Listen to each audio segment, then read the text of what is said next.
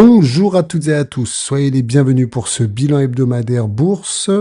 On a un contexte toujours très particulier avec ce qui se passe en Iran au Moyen-Orient et pourtant, les indices américains sont en train de faire des plus hauts historiques. On a le S&P 500, le Nasdaq qui caracole sur des plus hauts et on a Nvidia qui vient de repasser la barre mythique des 5000 milliards de dollars. C'est absolument hallucinant. On va parler des tops et des flops à la Bourse de Paris. Au niveau des tops, on a Total qui est toujours en hausse porté par la hausse du pétrole. Et on a surtout Air Liquide qui nous fait plus haut historique sur plus haut historique, l'une des plus belles valeurs industrielles en France, mais dans le monde carrément. Et on peut presque la qualifier, vous allez voir, d'une valeur intelligence artificielle, puisque les industries comme l'intelligence artificielle ont besoin d'énergie, ont besoin de gaz industriel. C'est le métier d'Air Liquide. Vous allez voir qu'Air Liquide nous fait un plus haut historique cette semaine, porté par l'intelligence artificielle. Et ensuite, dans les flops, on va parler du secteur du luxe, LVMH, Hermès, mais surtout Essilor Luxottica, qui nous fait des plus bas sur plus bas, qui n'arrêtent pas de chuter, malgré des résultats plutôt corrects, mais qui ont déçu les investisseurs. On va aller voir ça. Donc Nvidia dépasse les 5000 milliards de dollars de valorisation, a franchi un nouveau cap. Les 5000 milliards, c'est absolument hallucinant. Ça porte, on va aller voir le Nasdaq à des niveaux stratosphériques. Ce qui est fou, c'est que si vous voulez investir dans l'intelligence artificielle, on va souvent aller sur des entreprises qui font des puces comme Nvidia, comme Intel, des choses comme ça. On pense très rarement à se dire que finalement Air Liquide, c'est aussi une manière d'investir dans l'intelligence artificielle, mais au-delà en fait, parce que dès qu'il y a de l'industrie, quelle que soit l'industrie, vous allez voir, Air Liquide est présent. Cette semaine, il y a eu une énorme annonce. Le français Air Liquide investit en Louisiane pour contribuer à la souveraineté de l'industrie américaine. C'est un groupe français, pour rappel. Et donc, Air Liquide a annoncé mercredi avoir conclu un accord de long terme pour fournir de l'oxygène, de l'azote et de l'argon à la future usine sidérurgique de Hyundai. Donc, on est dans l'automobile en Louisiane. Le groupe français prévoit d'investir, imaginez, 350 millions de dollars pour renforcer sa capacité de production locale à travers une nouvelle unité de séparation de l'air. C'est leur business. Ils transforment l'air en or. Ils prennent de l'air et ils vont puiser l'oxygène, l'hydrogène, l'azote. C'est assez fou comme business. C'est un business tellement simple, tellement basique, mais qui cartonne. Et toutes les industries, là on le voit, c'est l'industrie automobile, sidérurgique, qui a besoin vital d'air liquide. Ensuite, c'est pas terminé sur les dernières annonces. On a Airgas, filiale du groupe Air Liquide, fournit de l'azote haute pression indispensable pour le lancement historique de la mission Artemis 2 de la NASA. Vous en avez forcément entendu parler. Derrière, Air Liquide fournit l'azote, donc bénéficie aussi de l'industrie aérospatiale. Et ça, c'est absolument incroyable parce que c'est pas la première et des annonces comme ça, il y en a quasiment toutes les semaines. Puce IA nouvelle génération, Air Liquide investit 200 millions d'euros au Japon dans un pays bien décidé à rattraper son retard dans les semi-conducteurs.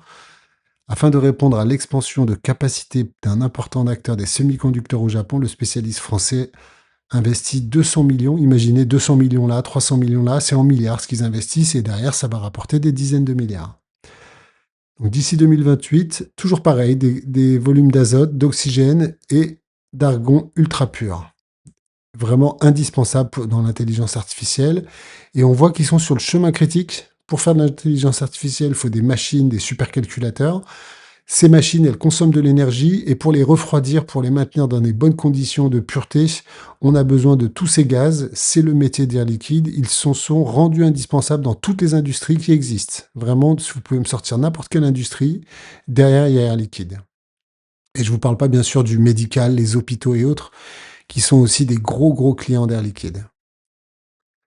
Donc au niveau d'NVIDIA, c'est hallucinant. 5000 milliards, ça y est, ils ont dépassé. Regardez, plus haut historique en séance. Pas plus haut, mais quasiment plus haut. On est monté à 210 et le plus haut, c'était 212. Donc la semaine prochaine, on va avoir énormément de résultats d'entreprise et NVIDIA devrait, en toute vraisemblance, nous faire un plus haut historique. C'est absolument dingue. Au niveau du pétrole, on a eu une grosse semaine de hausse quand même, plus 11% sur la semaine. On a complètement explosé la barre, vous savez, des 100 dollars qui est très importante. Malheureusement pour l'inflation et pour les prix à la pompe, on est repassé au-dessus des 100 dollars. Au niveau du CAC 40, on souffre, on subit vraiment la foudre. Regardez, si on avait fait un plus haut, c'était en février, on a chuté, on s'est repris et on dirait qu'on va aller combler ce gap. Ça, c'est important, c'est une malédiction. On a ouvert un gap ici entre 8000 et 8100. Vous verrez qu'on va aller le combler peut-être. Ça ne veut pas dire qu'après, on ne va pas repartir à la hausse, malheureusement.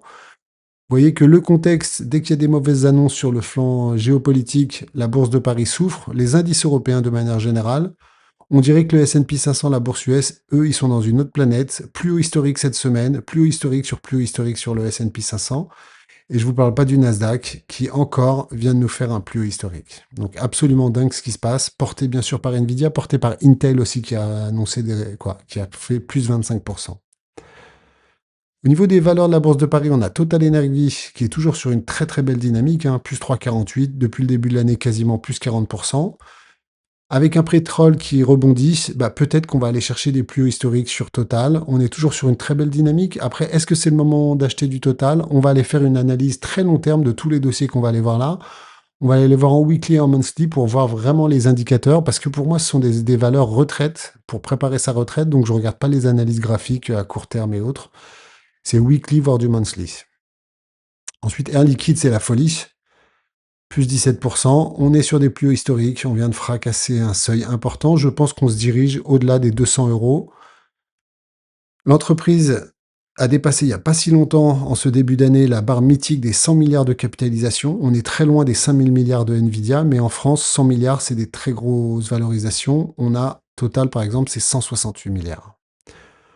Ensuite, Vinci, je pense qu'un jour, ils vont dépasser les 100 milliards. Ils ont annoncé leurs résultats, ça a pas mal chuté, mais il y a eu aussi ils ont donné le dividende, 3,70 de dividende. Pour moi, c'est un salaire, le dividende sur Vinci. Je gagne une partie de mes revenus, c'est les dividendes sur Total. Et là, sur Vinci, pour moi, c'est un salaire qui est tombé. Très, très beau dividende qui est tombé. Voilà. Et donc, hop, ça a fait légèrement chuter, mais on a eu aussi les résultats. D'ailleurs, on va avoir cette semaine, il faut faire attention sur Vinci. On va avoir le chiffre d'affaires du premier trimestre le 28 avril. Et pour Total, pareil, c'est le 29, je crois. Donc cette semaine, ça va être hyper important, en tous les cas pour moi, parce que ces deux valeurs, c'est aller 70% de mon portefeuille. Donc Total et Vinci, Air Liquide. Vinci, ils ont annoncé leurs résultats plutôt de bonne facture, mais ils ont aussi livré leurs dividendes. Et plutôt sur un repli, pareil, on va faire éventuellement l'analyse très long terme pour voir s'il y a une opportunité. Ensuite, le luxe, Hermès est toujours en train de se faire zigouiller, hein. Depuis le début de l'année, c'est moins 23%. Je trouve que c'est encore cher, voilà. C'est la valeur la plus luxe parmi le luxe, mais PER de 40, 38, 33, pour moi c'est encore trop cher. Je la suis minimum de toute façon, faut que par rapport à ses plus hauts, ça ait perdu 50%. C'était à 2900 et quelques, on va dire 3000. Tant que c'est pas sous les 1005, pour moi c'est une action qui a très peu d'intérêt. Par contre, LVMH c'est intéressant. LVMH, pour rappel, c'était monté à 900. On est bientôt à moins 50%. Voilà, on est quasiment à moins 50%, à 450. Et là, on commence à avoir des baisses hallucinantes. Même sur 5 ans, ça perd 24%. Regardez, sur 5 ans, c'est hallucinant. Sur 10 ans, ça reste en gain. Mais sur 5 ans, c'est... voilà. Tous ceux qui ont investi ces 5 dernières années sur LVMH sont en perte. C'est ça l'enseignement. Et sur 10 ans, on est encore à 216%. Mais vu la dynamique, ça continue à chuter. Franchement, en tous les cas, moi, je suis embarqué sur LVMH, contrairement à Hermès.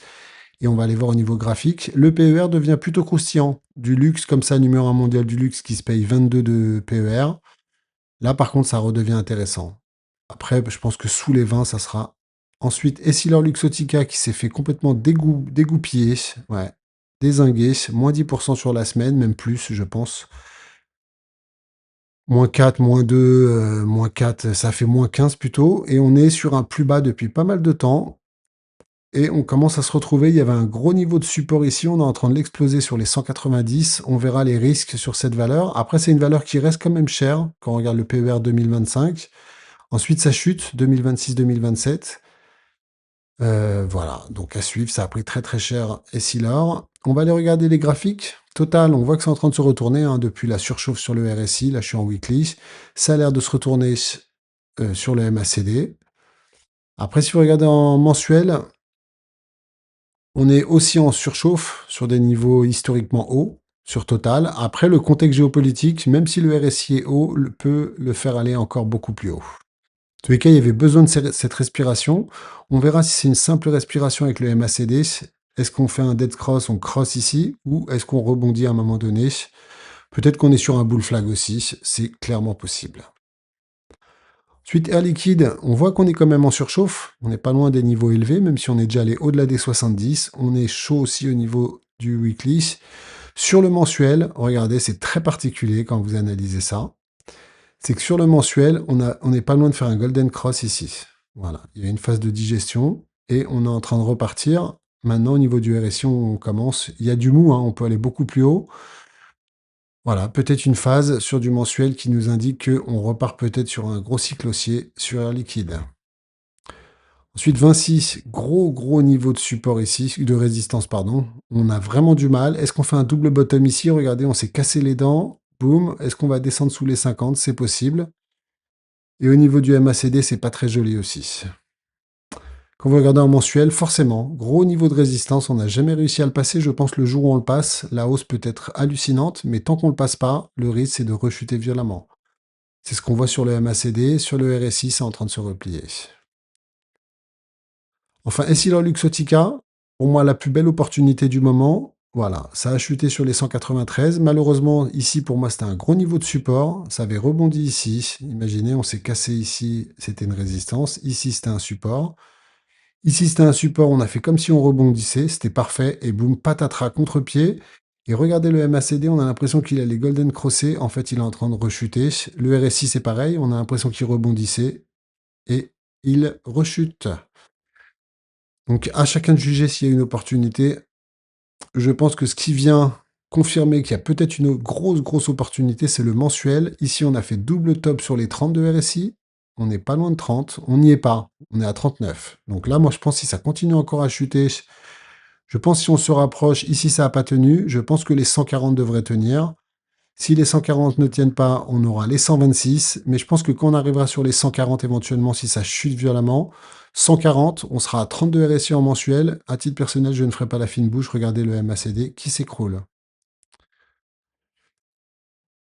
Et ensuite, je vais finir LVMH. LVMH, pour moi, on est sur un cycle diabolique. Des plus hauts de plus en plus bas, des plus bas de plus en plus bas. Pour moi, ça doit aller sous les 436. Voilà. Et là, il y aura une belle opportunité. Et s'il y a un signal de rebond, ben, on aura le MACD qui rebondit. Le RSI a l'air de rebondir. Le MACD, il faut attendre ce genre de signaux, je pense.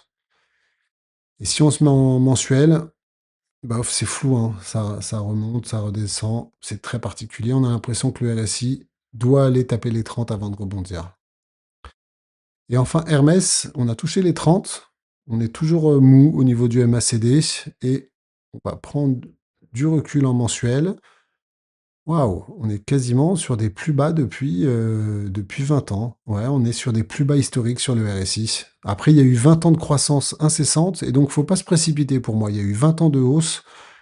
Et c'est pas une année et demie, 2 ans de baisse sur lequel il faut venir s'accrocher. En tous les cas, au niveau du RSI, ça devient hyper intéressant. On n'a pas vu ça depuis très longtemps. On va même se mettre, soyons fous, en trimestriel pour voir ce qu'il raconte. Waouh! On est au plus bas sur la vision trimestrielle imaginée. On était sur un hypercycle aussi. Regardez, on s'est retourné en trimestriel. Peut-être ça va durer plusieurs années. Il ne faut pas se précipiter, utiliser toutes ces cartouches. Ça recommence à être intéressant, mais pour moi, c'est pas encore le timing. En tout cas, j'espère que ce petit bilan hebdo vous a plu. Si c'est le cas, n'hésitez pas à liker, vous abonner, me laisser en commentaire et me dire les valeurs que vous voudrez qu'on regarde. Après, je regarde que les gros dossiers qui font vraiment la bourse et en particulier la bourse de Paris. Je vous souhaite une bonne journée. Ciao à toutes.